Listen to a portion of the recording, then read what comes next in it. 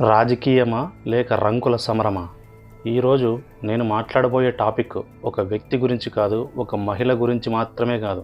ఇది మన వ్యవస్థకు పట్టిన చీడ గురించి. రైల్వే కోడూరు ఎమ్మెల్యే అరవ శ్రీధర్ ఇష్యూ. ఒక పక్క నేను బాధితురాలిని, నన్ను వాడుకున్నారు అని ఏడుస్తున్న ఒక మహిళ, మరోపక్క ఇదంతా హనీ ట్రాపు, నన్ను ఇరికించారు అని వాదిస్తున్న ఎమ్మెల్యే వర్గం. బయట జనం ఏమనుకుంటున్నారో తెలుసా? ఛీ, ఇది ఒక రాజకీయమేనా అని అసహించుకుంటున్నారు. నా వర్షన్ చాలా క్లియర్. ఇక్కడ రాముడు ఎవడూ లేడు, ఇక్కడ సీత ఎవరూ లేరు. Both are culprits. ఇద్దరూ నేరస్తులే. ఒకరు అధికారాన్ని అడ్డు పెట్టుకొని ఆడితే మరొకరు ఆశని అడ్డు పెట్టుకొని ఆడారు. చివరికి డీల్ చెడిపోయింది. ఇప్పుడు రోడ్డు మీద పడ్డారు. ఈరోజు ఈ వీడియోలో ఆ ముసుగులు తీసేద్దాం, దాచిపెట్టిన నిజాలను నిగ్గుదిద్దాం. Welcome to the dark side of politics. ముందుగా ఈ రైల్వే కోడూరు ఎమ్మెల్యే అధికారము ఆనందానికేనా? అరవ శ్రీధర్ గారు, మీరు ఒక సామాన్య వ్యక్తి కాదు. లక్షల మంది ఓట్లు వేస్తే గెలిచిన ఒక ప్రజాప్రతినిధి. వారి పబ్లిక్ రిప్రజెంటేటివ్. అసెంబ్లీలో అడుగుపెట్టాల్సిన కాళ్ళు ఈ రొంపిలోకి ఎందుకు దిగాయి? మీరు నగ్నంగా వాట్సాప్లో వీడియో కాల్స్ మాట్లాడారు. ఇది నిజం కాదా? ఒక మహిళతో అర్ధరాత్రి పూట ఆ వీడియోలేంటి? పట్ట పగలు కూడా వదులుకోకుండా ఆ వీడియోలేంటి? ఆ చాటింగ్ ఏంటి? మీరు ఎమ్మెల్యేనా లేక రోమియోనా? బాధ్యత ఎక్కడుంది? ఒక ఎమ్మెల్యే స్థాయి వ్యక్తికి ఒక మహిళతో ఎలా ప్రవర్తించాలో కూడా తెలియదా? ఆమె నన్ను ట్రాప్ చేసింది అని ఇప్పుడు మీ అమ్మగారు వచ్చి చెప్తున్నారు. అయ్యా, మీరు చిన్న పిల్లాడా? చాక్లెట్ ఇస్తే వెళ్ళిపోవడానికి మీకు అధికారం ఉంది, హోదా ఉంది. ఒక మహిళ దగ్గర అవగానే ఆహా నా అన్నం చూసి వచ్చింది అనుకున్నావా? లేక మీ పవర్ చూసి వచ్చిందని తెలీదా?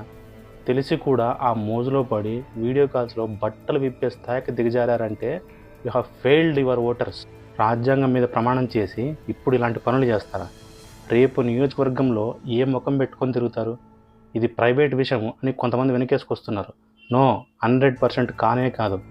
ఒక పబ్లిక్ ఫిగర్కి ప్రైవేట్ లైఫ్లో కూడా పతివ్రత ఉండాలి. లేకపోతే రాజీనామా చేసి ఇంట్లో కూర్చొని తొంగోవాలి. మీ కామవాంఛ కోసము పార్టీ పరువుని, నమ్మిన ప్రజల పరువుని బజారుకి ఇడ్చారు. దీనికి మీరు ముమ్మాటికి బాధ్యులే. ఎంతమందికి తెలుసో తెలీదో రైల్వే కోడూరు నియోజకవర్గం అనేది ఒకటి ఉంది అని.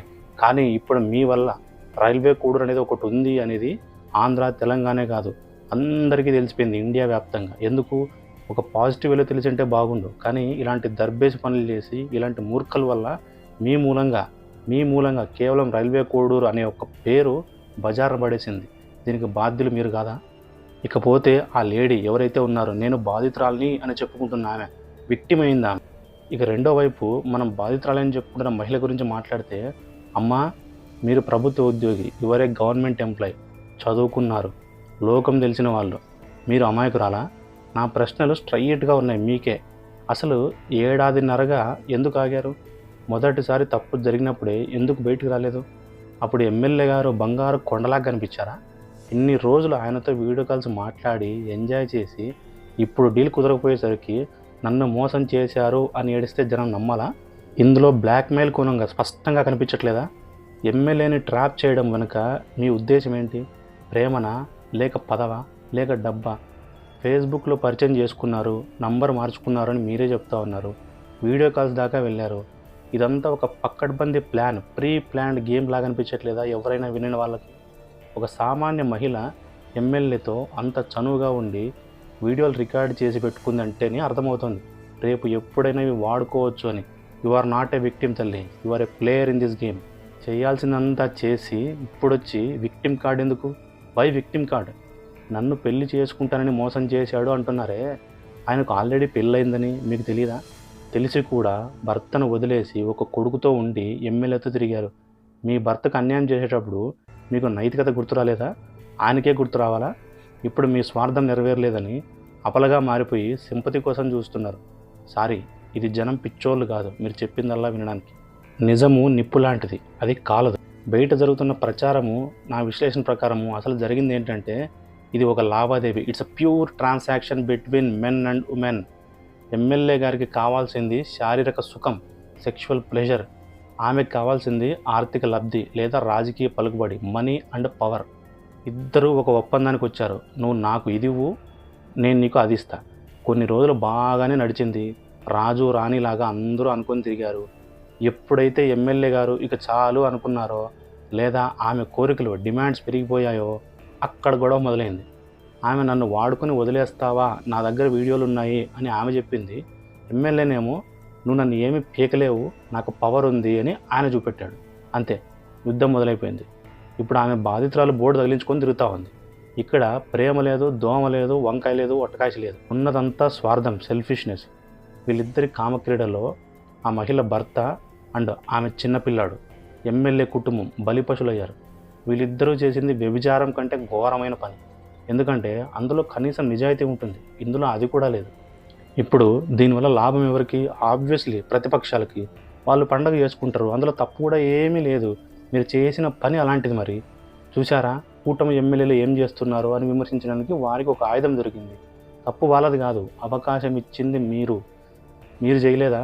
ఇటువైపు వాళ్ళు చేయలేదా? అంబటి రాంబాబును ఇంకోరినప్పుడు రాజకీయ పార్టీలు కూడా దీనికి కఠినంగా ఉండాలి. కేవలం కమిటీ వేశాము, ఎంక్వైరీ చేస్తాము అంటే సరిపోదు. తప్పు అని తేలితే వాళ్ళు ఎంత పెద్ద నాయకులైనా సరే గెంటేయాలి, కిక్ దెమ్ అవుట్. అప్పుడే పార్టీ మీద గౌరవం ఉంటుంది. ఫైనల్గా చెప్పొచ్చేది ఏంటంటే, ఈ కథలో హీరోలు లేరు, ఉన్నది ఇద్దరు విలన్లు మాత్రమే. ఒకరు కామాంధుడు, లస్ట్ఫుల్ పొలిటీషియన్, ఇంకొకళ్ళు అవకాశవాది, ఆపర్చునిటిస్ట్ ఉమెన్. అంతే. సమాజానికి నేను చెప్పేది ఒకటే, వీళ్ళని చూసి జాలి పడకండి, వీళ్ళని చూసి అసహించుకోండి. రాజకీయం అంటే సేవ, సెక్స్ స్కాండల్స్ కాదు.